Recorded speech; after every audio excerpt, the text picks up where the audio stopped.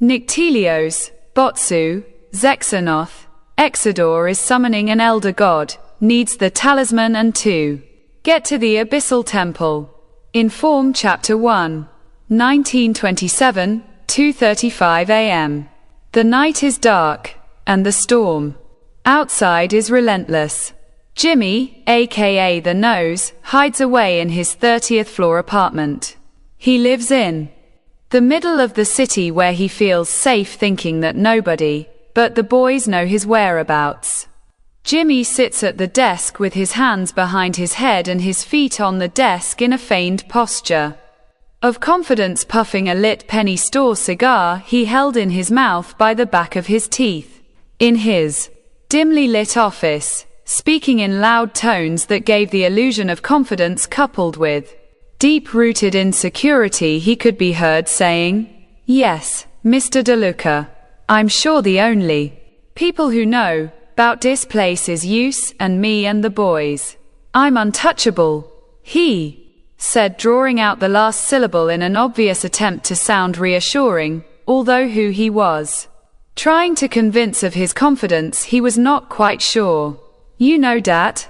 We both know nobody wants to mess with old Jimmy da kid," he said with a chortle. Just then Jimmy jumped to his feet when he heard a thunder crash that immediately followed a lightning strike just outside his window. That storm must be close, he thought to himself. Lightning, heavy rain. Shortly after, another bolt of lightning strikes in what seemed like the center of his room, judging by the way his apartment lit up like midday. The phone cuts to silence.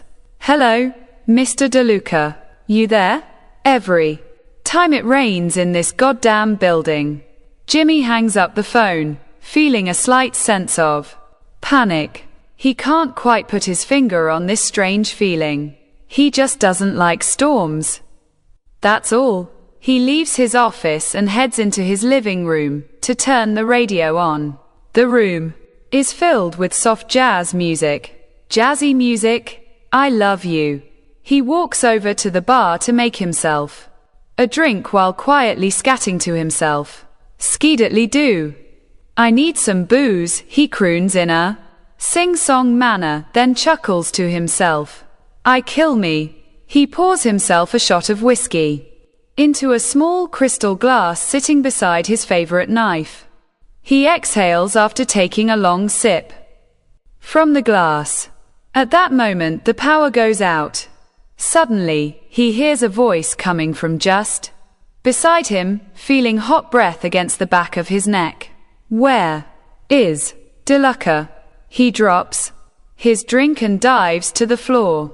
He rolls to the side and scrambles behind his drink cart. With his back against the wall, he thrusts his elbow into the paneling behind, unlocking a secret compartment, one of many in his room, and grabbed his Tommy gun that was already locked and loaded. He immediately emptied his gun's clip into the darkness, making sure he killed whatever, or whoever it was that he had heard behind. Climbing to his feet, shaking yet still steady, Jimmy slowly reaches into the darkness for the knife on the bar, first feeling the cold steel on his hot skin and then cautiously walking his fingers towards the handle as if even his hands had to tiptoe in the deafening silence. "I wouldn't go for the knife. I'd go for the backup piece. It's your best chance." Fighting every urge he has to panic, he starts to slowly grab for the .38 revolver he keeps hidden in a holster on the small of his back, and before he can even cock the hammer, the shadowed man, completely concealed by the darkness of the room, disarms him, palm strikes him. Sound effect, breaking 3 of his ribs, knocking Jimmy off of his feet and across the room, sliding on the floor only to stop when the force of his body met the cinderblock wall. Jimmy lay breathless and spitting up blood. "But I went for the backup piece." Jimmy moans in pain. "Yes, you did." The voice whispers in a sinister and more terrifying voice than before. "Last chance. Where is DeLuca?" The voice persists. If he there's no I can't, Jimmy says in between gurgling gasps for air. The fear is almost too strong for him that he can barely form words. He not so much feels but almost senses the movement of this person, or thing approaching, similar to the way the old-timers who sit on the porch and talk about the good old days can sense when a storm is coming because they can feel it in their bones. The room seemed to be getting even darker, which he didn't think was possible. Okay, I'll tell you, he said, spitting out mouthfuls of blood and desperately trying to find the air to both speak and maintain consciousness. He's at the docks on 20th. Dock 9. BU. But you're gonna need more than these little tricks to get to where he is. Silence is the only response. I'm fucking dying here, you worthless fuck. Where are you? The lights turn on, and the jazz music resumes. There's nobody there. What the foo?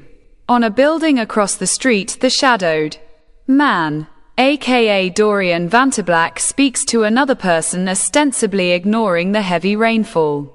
One man was fully cloaked and the other seemed to simply shed water. Dorian speaks. Salvador, I know where DeLuca is. We need to contact Sullivan. We have to find the talisman. Salvador opens our magical bottle and they teleport to Sullivan's office. Popping cork sound. Teleport. Sound.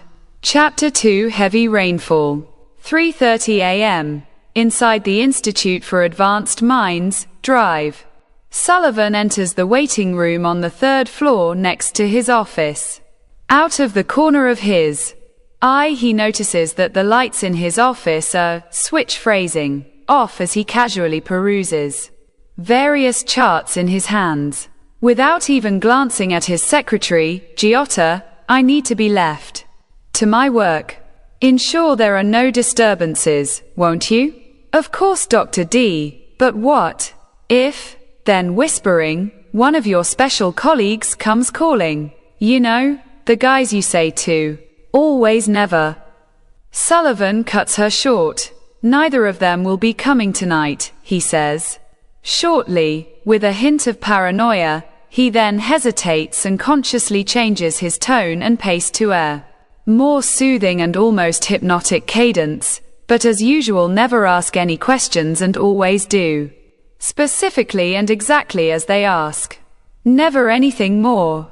And never anything less. I know, Dr. D, she said, quickly finishing the thought for him. Thank you, Giota. That will be all.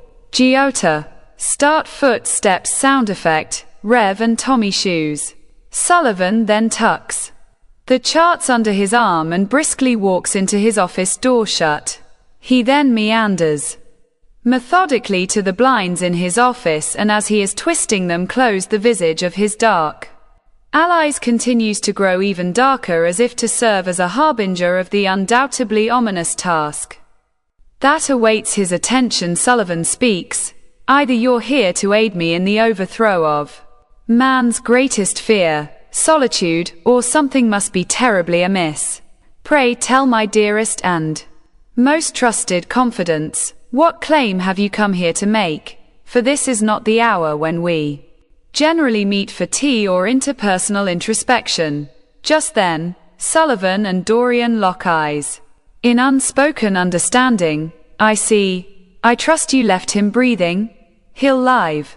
Dorian says as he takes off his hat, hanging it on the coat rack next to the door. He then takes his mask off and secretes it away inside of his ink-black trench coat.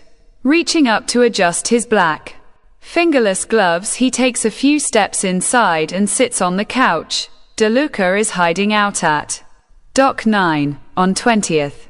Salvador watches the downpour from the window overlooking downtown Arkham. He has the talisman.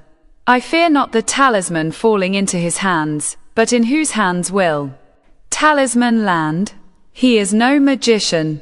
Dorian speaks. The talisman is ancient, from what I Understand one of the first. I get the feeling DeLuca is in over his head. The artifact is made of gold. But DeLuca doesn't work in magical artifacts. I'm fairly certain he does not comprehend the magnitude of the power of this artifact. Actual name. He's a middleman. You're keeping late hours, Sully. How are things getting on with Mr. Phillips? Any further progress? Yes. He is still trapped in what appears to be a wildly unpredictable half-awakened dream. It seems he operates within a mythos shaped by our own modern archetypes, but yet married to an archaic form of imagery and language that I spend every night trying to decipher.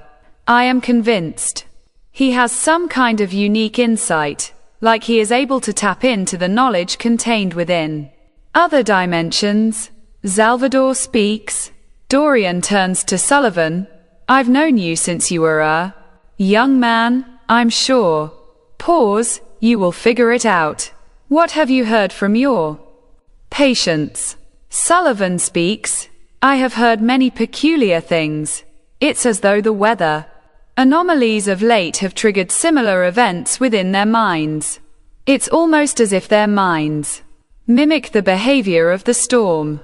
Floods of neurochemicals, flashes of activating electricity, and changes in barometric pressures, all leading to cracks in foundations of their psyche, to the point that they seem to be losing touch with what we refer to as reality, as if drifting away into his own thoughts for a second. Sullivan says almost to himself, I mean, if you are not insane, you must invariably be out of sane.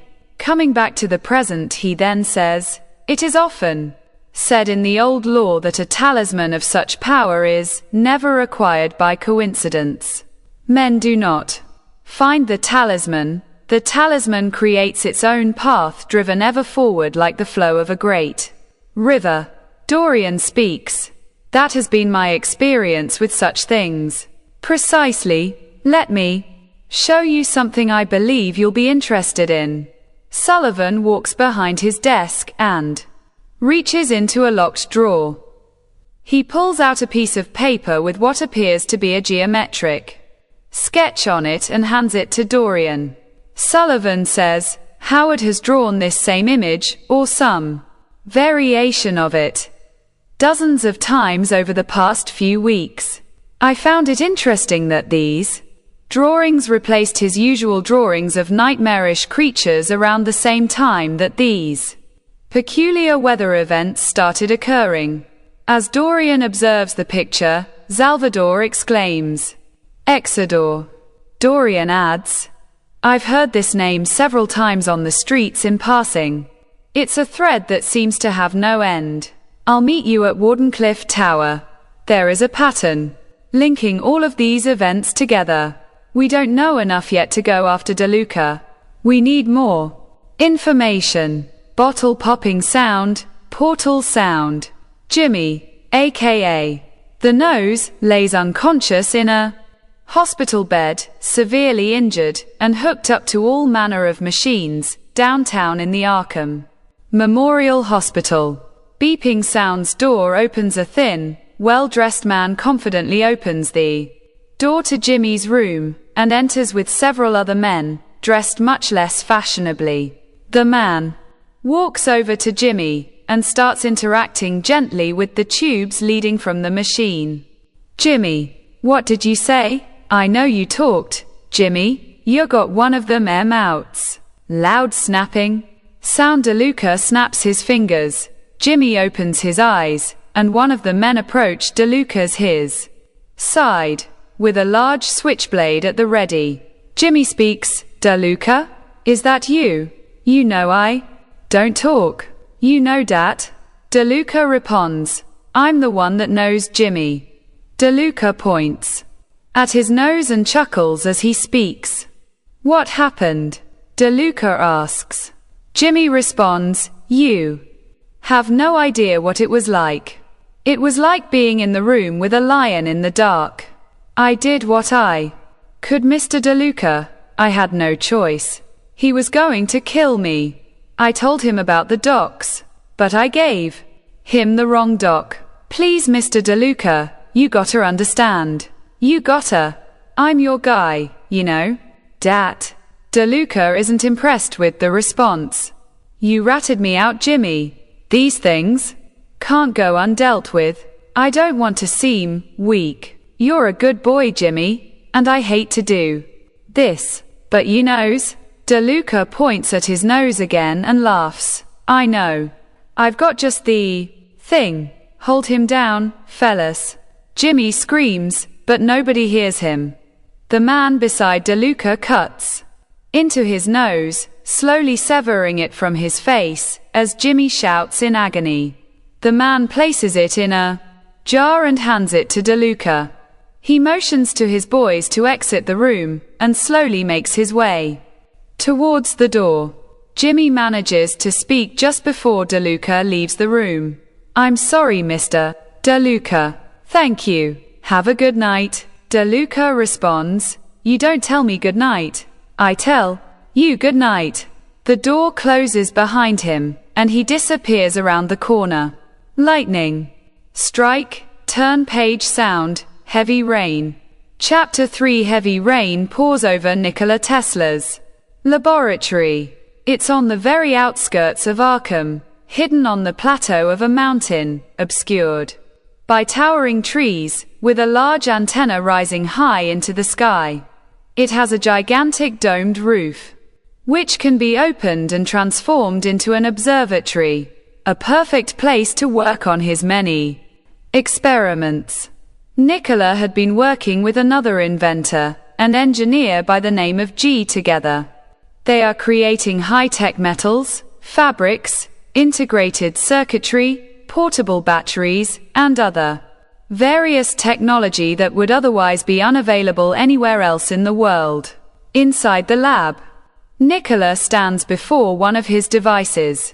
It's a rather large box that is connected on either side by hundreds of multicolored cables which lead to two large platforms. On one platform is a traditional black top hat. The other is empty.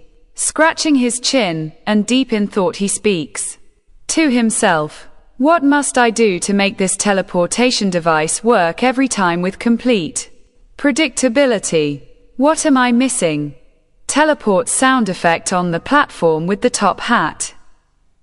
Dorian, Dr. Sullivan, and Salvador appear in a brief flash of bright purple light, Salvador wearing the top hat perfectly positioned on his head.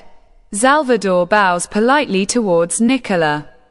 Prestidigitation, he says. Nikola replies, It must be science, not magic. Dorian walks past Nikola muttering quietly, Nick. Dr. Sullivan greets him, Mr. Tesla. Dorian throws the picture he received from Sullivan onto a table where G is sitting. Is this familiar to you?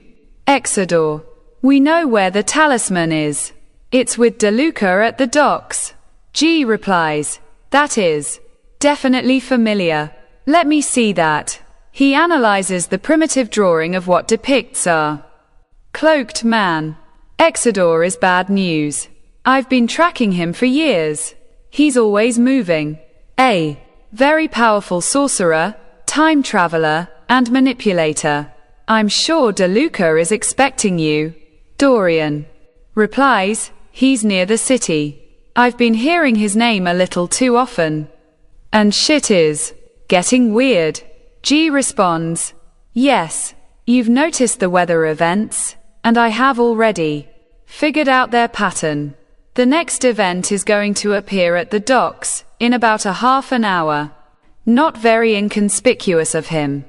Dorian responds, Agreed.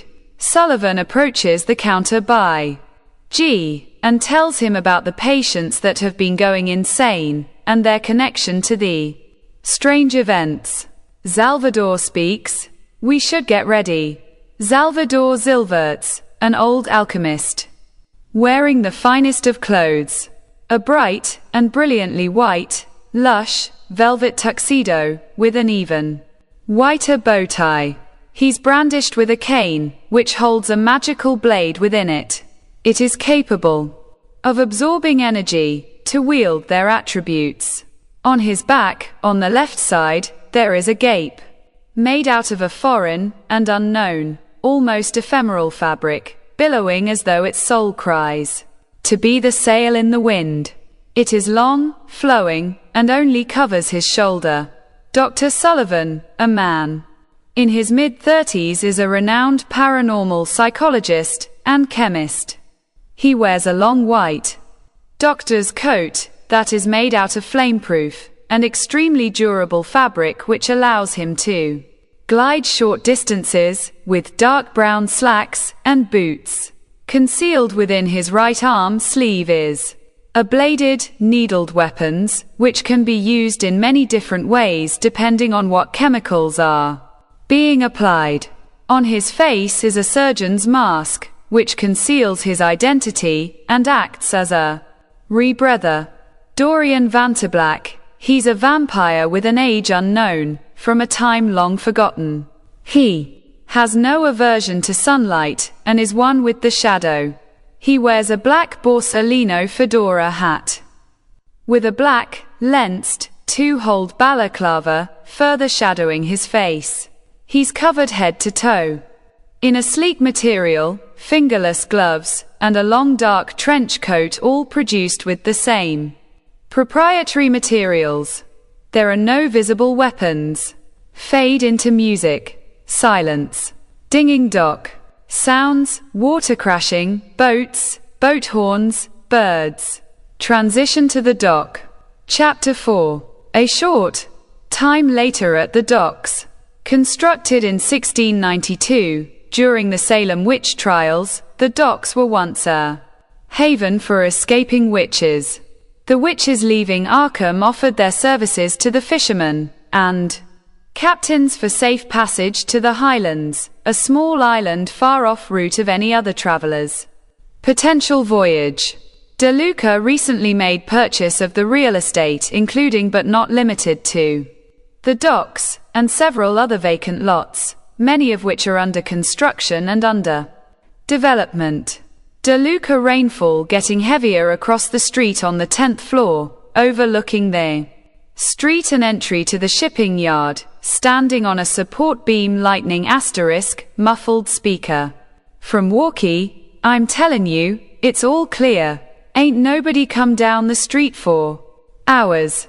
Clicking walkie sound, thunder, fluttering of coat sound. The man turns around, a little taken aback from the loud thunder. He ducks his head down under his hat, in an attempt to light a cigarette in the heavy rain, flicking his lighter over and over again with no result. Ah, dang. Lightning. He drops his lighter on the wet beam he's standing on, and it lands near the edge, about to fall. He bends down to reach for it. Suddenly a voice speaks from above him. Balancing on a thin support beam, trench coat fluttering wildly in the chaos of the engulfing storm. Dangerous up here, isn't it? Dorian knows it'll take this man on average 3 seconds to shoulder, rack, aim, and fire his weapon. He also knows he can gap the distance between them in less than half of that time. The man makes a sound, coat flapping sound. Effects of beating someone up. Dorian speaks. 2 to go. Sullivan begins approaching, dressed in the garb of a common beggar, smelling of filth and excrement, along the street just before the docks on 20th. There are several men walking around with guns, up and down the road. The storm seems to be getting worse as he approaches the entrance of the shipping yard, which is gated and guarded by a large armed man. Slinking and slowly walking towards the armed man, he speaks in a deep, gargled, smoke-filled voice. Got any booze? The armed guard responds. I'm not supposed to talk to people about that stuff. I'm sorry. The man doesn't appear to be very intelligent, and Sullivan is more than willing to take advantage of this. It's not your fault.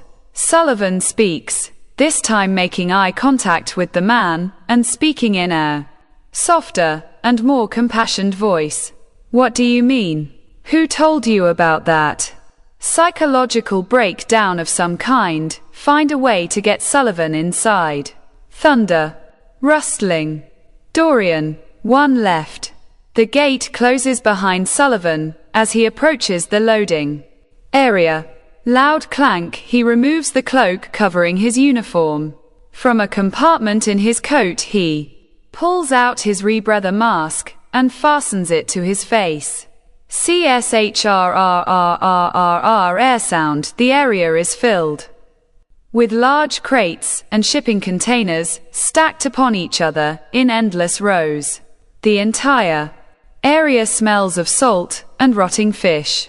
Sullivan makes his way through the shipping facility, paying close attention to the crates and large containers, looking for any markings, insignias, or connection to any other entity in the city or Exodore.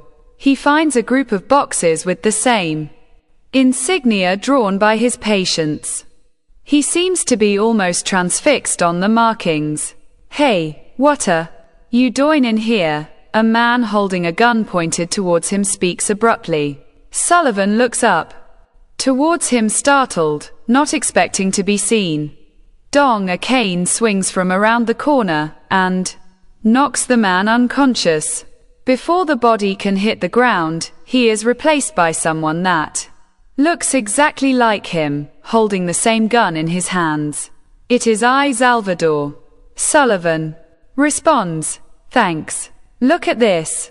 Salvador looks at the insignia resembling that of Exodore and exclaims quickly, "They know we're here." Immediately after he speaks, a large horde of men holding guns pour out of the door of the main office and rush into the shipping area, obviously aware of their presence and exact location. The leader of the group of men speaks. Whoever gets the kills gets the bonus. Salvador grabs Sullivan and takes him hostage. "I got him, boys," he says in his best attempt to mimic the man's voice. However terribly unbelievable it ends up sounding. "Johnny, is that you? You got him?" Salvador grabs and launches Sullivan into the air through a magical and well-rehearsed feat of acrobatic dance, then unloads his gun into the group of men screaming ferociously. Sullivan hovers for a moment, catching the wind and heavy rain in his coat, then uses his grappling hook to latch onto the top of the building the men emerged from, narrowly escaping Salvador's gunfire. Sullivan lands perfectly, only to see below him a bloody massacre. Everyone was ripped apart by gunfire, and off in the distance he sees Salvador, huffing, gasping for air, holding a hot, sizzling gun. Lightning whooshing wind sounds. The bloody, mangled corpses on the ground begin to rematerialize and form into grotesque green-scaled creatures, their black eyes opening and closing so quickly, it is as though they do not blink. What used to be hands are now webbed, bladed, scaly fish appendages. They crawl up from the ground, leap onto their feet, and begin rushing Salvador and Sullivan as more fish creatures leap onto the dock from the sea. On the top of a tower across the street from the shipping area, a marksman says, "I got you right in my sights," as he aims to the back of Sullivan's head. Kicking sound effect. Dorian kicks the marksman in the head, knocking him to the ground unconscious, and without hesitation leaps from the 100-foot-tall tower, opening his trench coat to catch the wind. As he glides over the 50-foot distance between him and the fish creatures. As he hovers just above the dock, he snaps his trench coat to his side and falls downward with maximum velocity, landing in the middle of the group of fish creatures which are flanked by Salvador and Sullivan. He lands so hard that the wood underneath him cracks, alerting everyone to his presence. Dorian speaks. "Yield or die."